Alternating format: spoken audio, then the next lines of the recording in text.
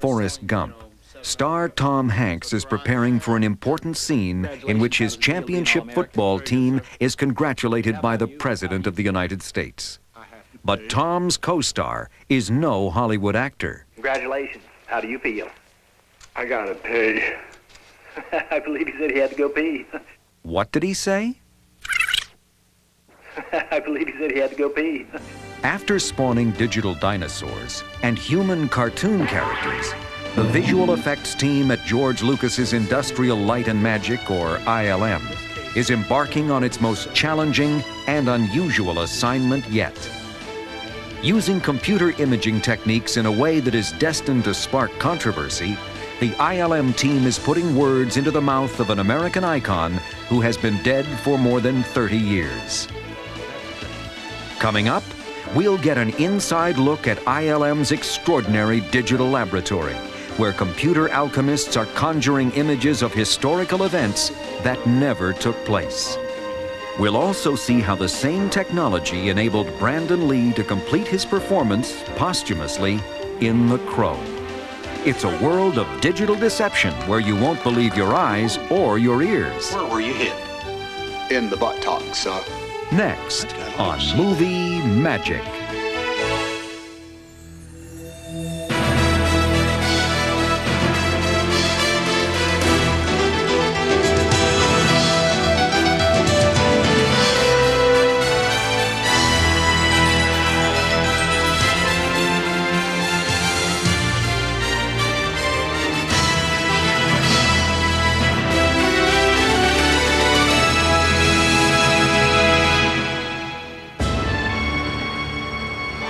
Forrest Gump tells the story of a simple-minded man, played by Tom Hanks, who participates in key moments throughout American history. Tom. Hello. My name is Forrest Gump. While it does not have the appearance of a big effects film, Forrest Gump utilizes large-scale physical effects and even more extensively, subtle digital manipulation to alter a surprising number of scenes. For this crowd scene, a mere 1,000 extras were filmed in different locations and then blended together into a single shot of 100,000 war protesters. And this ping pong game was filmed without the ball, which was added later in the computer. As great a ping pong player as Tom Hanks is, he's not as good as what Forrest has to become, so we did that using movie magic. But the most startling effects occur when Forrest encounters such luminaries as former U.S. Presidents Richard Nixon, Lyndon Johnson, and John F. Kennedy. Congratulations. How do you feel? Very good, sir. Director Robert Zemeckis decided that rather than simply show stock footage of the presidents, it would be far more interesting to see Forrest interact with them. Cut. Easier said than done. To achieve the illusion, Zemeckis turned to his longtime collaborator, ILM's Ken Ralston. Okay, so we'll actually bring our guy in and Ralston won Academy Awards for 2 previous Zemeckis films, Who Framed Roger Rabbit and Death Becomes Her. The 2 were also responsible for the spectacular effects in the Back to the Future trilogy. But Forrest Gump will be their most ambitious effort yet. So it had, I figured, about 20 shots, and it expanded to 120 shots, and they're all so difficult, so it turned into a huge monster. Ken makes Bob and I very secure, even though one might not think so because he's such a risk taker, really. He seems to be able to step up front and take a risk and just and attempt something that hasn't been done before. At Paramount Studios in Hollywood, the production team is at work on the film's most complicated scene. Okay, so we're looking into the White House, we're looking out. So he goes to the White House, and they have all this great food there that's for free, and then if there's any substance that Forrest loves, it's Dr. Pepper, so he drinks a lot of them. And then he has to pee by the time he gets to meet the President of the United States. And cut. Archival news footage of Kennedy shaking hands with a woman is all the effects team has to work with.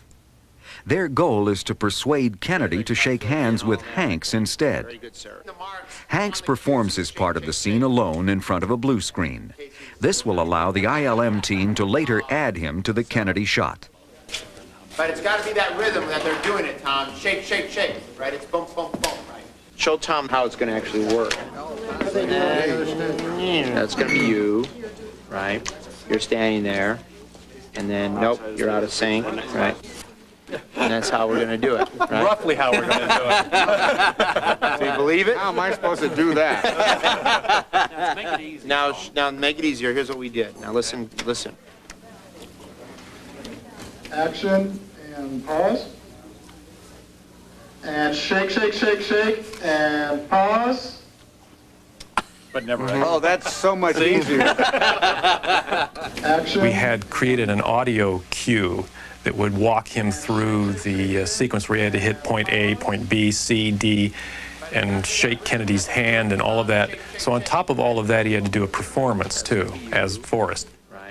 Hank's performance has to be perfectly timed.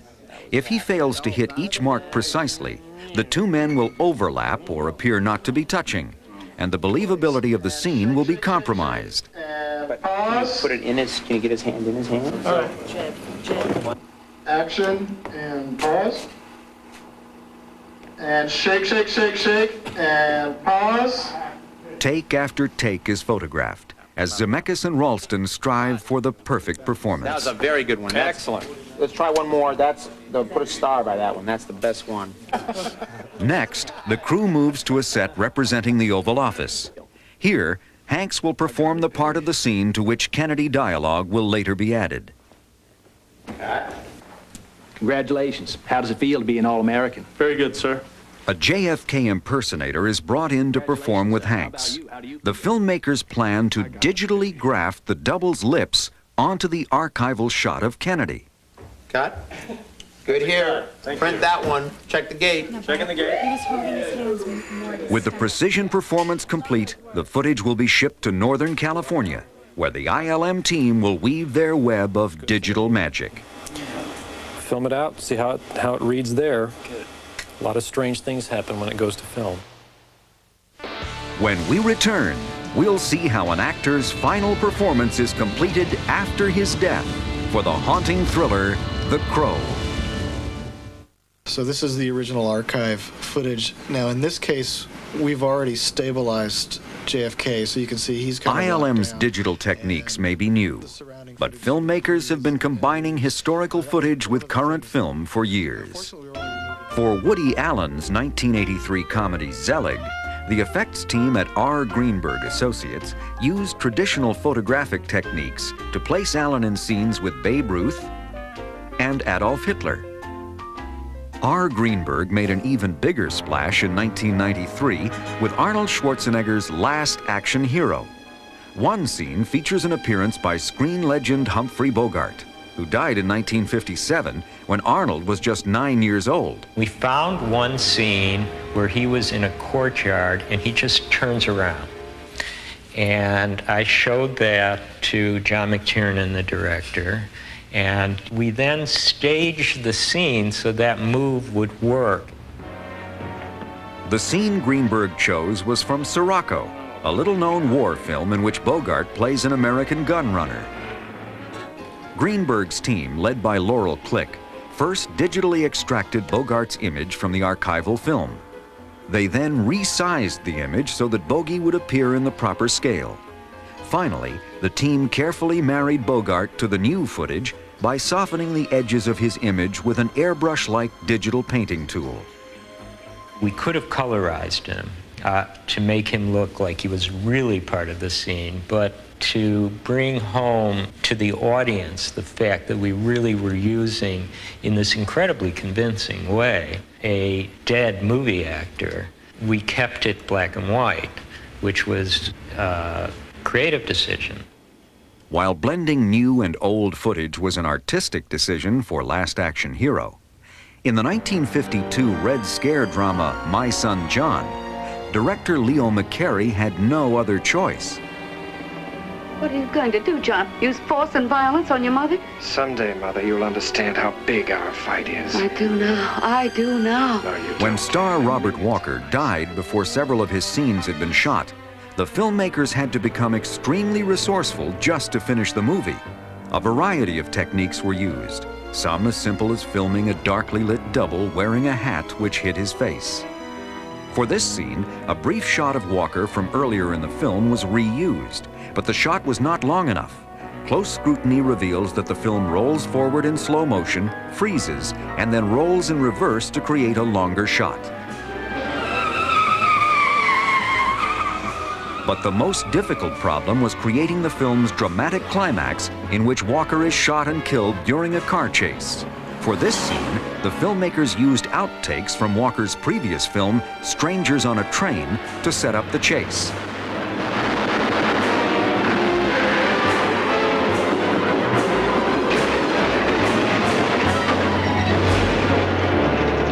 These close-ups of Walker are from a scene in the earlier film in which he is crushed beneath a carousel. Fittingly, they were used to create the late Walker's death scene in his final performance. You're him, huh? The Avenger. More recently, producer Edward R. Pressman was faced with a similar problem on his film, The Crow. Although filming was nearly complete, star Brandon Lee had yet to shoot a few key scenes at the time of his tragic on-set death. When the accident occurred, it was unbearable. And I think the first reaction was, we can't go on. But the performance itself was done, and I felt compelled to finish this work as a legacy to Brandon. The haunting task of digitally manufacturing Lee's remaining scenes was given to DreamQuest Images, an Oscar-winning effects shop whose credits include The Abyss and Total Recall. For The Crow, one effect sequence involved adding Brandon Lee to a shot of a broken mirror. Digital effects supervisor Tim Landry had to figure out a way to distort the image in the same way as the broken glass would have. First, an unused close-up of Lee was carefully traced or rotoscoped. The isolated image was then extracted from the original shot. We had another element called a displacement map.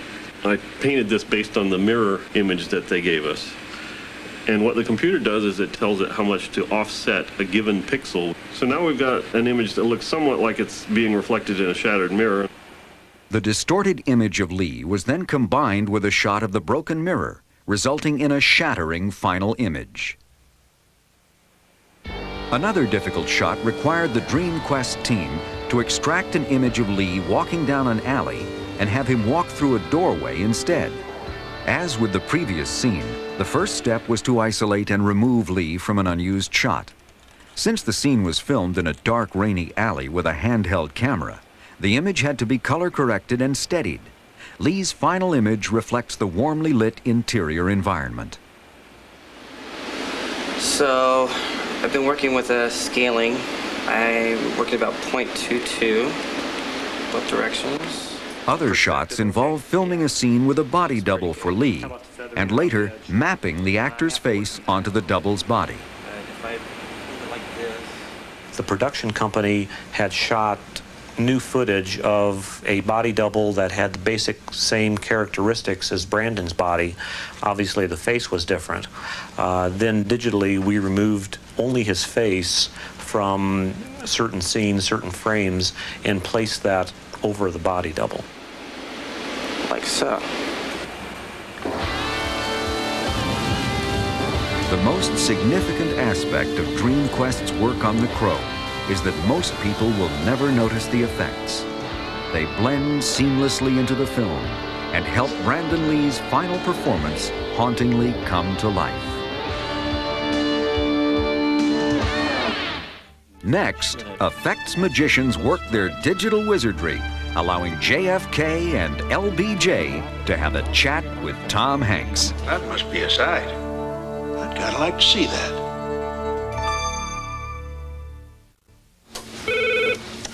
Good afternoon, ILM. With principal photography on Forrest Gump now complete, The ILM team members return to their Northern California home. Here, they will complete the Oval Office scene between Tom Hanks and JFK. We have to remove this woman, whoever she is, in the white dress and replace Tom where she is. And what's got me concerned is as she comes in front of Kennedy, she's blocking so much of him that I don't know how we're going to replace Tom in there without still seeing her. The effects team must first extract Kennedy from the archival shot. The first step is to rotoscope the president's image in each of the scene's 465 frames. Tom Hanks' image must also be extracted.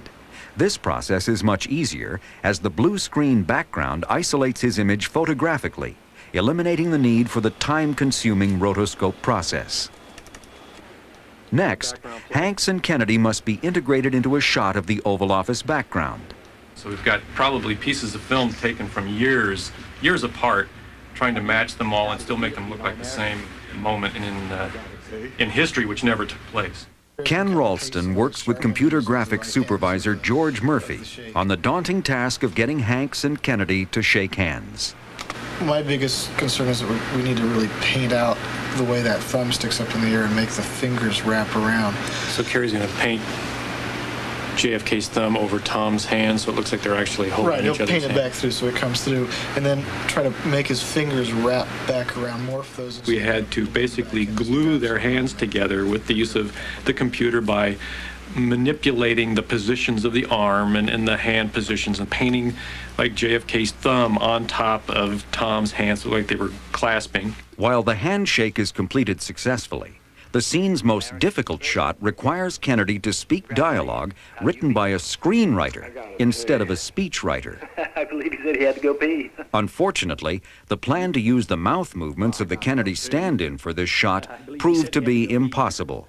The bathroom is there. We realized it wouldn't work, that it made them look completely different when we took these guys' mouths, even though they were pretty good lookalikes, and put it onto any one of these historical figures. It changed their looks completely. The effects team determines that the lip-sync shots for the presidents can be achieved only one way, by digitally manipulating their mouths frame by frame. I think part of it is, once I painted a new lip position, and once we see the inside of his mouth, it'll really help make that real very distinct. This assignment is given to effects art director Doug Chiang, whose masterful work on Death Becomes Her won him an Academy Award in 1993. I volunteered to do it because it was kind of a new process, and I like the challenge of trying to do something new, even though there was a high risk of failure. I decided to take some pictures for lip reference so that I can see what each lip position is doing at each vowel and consonant, and then I use them as just visual reference while I'm animating. I have a question for you as far as his teeth. I've introduced a little bit of his teeth in the bottom right in here. I want to see if that's okay with you or if you think that's a little too much. That's a great smile. Using his reference materials, Chiang targets key frames which convey the extreme mouth positions needed to make each sound. He is able to digitally maneuver the lips, cheeks, tongue, and chin with computer-generated handles called splines. I go through and I determine my keyframes here based on the timing sheet that I did of a soundtrack. So I've broken it down to major syllables, and I've sort of animated these splines accordingly, set on these keyframes. Yeah, By using the digital transformation process known as morphing, Chiang has the computer generate all of the in-between frames. The nice thing is there's some nice cheek movement, which is really helping the shot. The type of morph that we're doing here is actually a little bit more subtle in that we're changing specific features on a person. We're taking just the one image and slightly altering it, changing the movement of that one image. Remember, he will be 80 feet tall and 200 feet wide at the big screen. For the scene to hold up to big screen scrutiny, the mouth morphs must be carefully married with the new and archival footage. The result is an unforgettable fictional moment in history. Congratulations. How do you feel? I gotta pay. With the Kennedy scene finally complete, along with similar sequences featuring Presidents Johnson and Nixon, the ILM team has successfully placed Tom Hanks in 3 distinct American eras. Hotel. It's brand new, very modern. Now you know the secret. Of course, you can't do it, but you know the secret. These presidential scenes contain just a few of the 120 special effects shots hidden in Forrest Gump. Surprisingly, while the digital dinosaurs in Jurassic Park filled the screen for a mere 6 minutes, Gump's subtler effects are on screen more than 4 times as long. In the end, 150 of ILM's digital artists logged more than 50,000 hours to complete the film. It was a great experience overall, and I think we expanded the palette that directors can use on films in a lot of ways. Despite ILM's success at combining new and old footage, some will question the practice, claiming image manipulation techniques could be used less innocently than they were on Forrest Gump. Really, photography's never been proof of anything. We've all just sort of wanted to accept that. With Forrest Gump, I think we've taken it down another step to say, well, unless you know the history of a piece of an image, you don't know if it's real. In Hollywood, it's what people think is real that counts. And thanks to digital technology, it's increasingly easier for effects artists to fool audiences. I'm beginning to see it though, Bob. I'm beginning to see the ball. Whether it's the folks at R. Greenberg bringing back an old friend, the team from Dream Quest creating a posthumous curtain call, or the wizards from ILM rewriting American history, Hollywood's top effects artists are always happy to provide a blast from the past. Hey. I believe he said he had to go pee.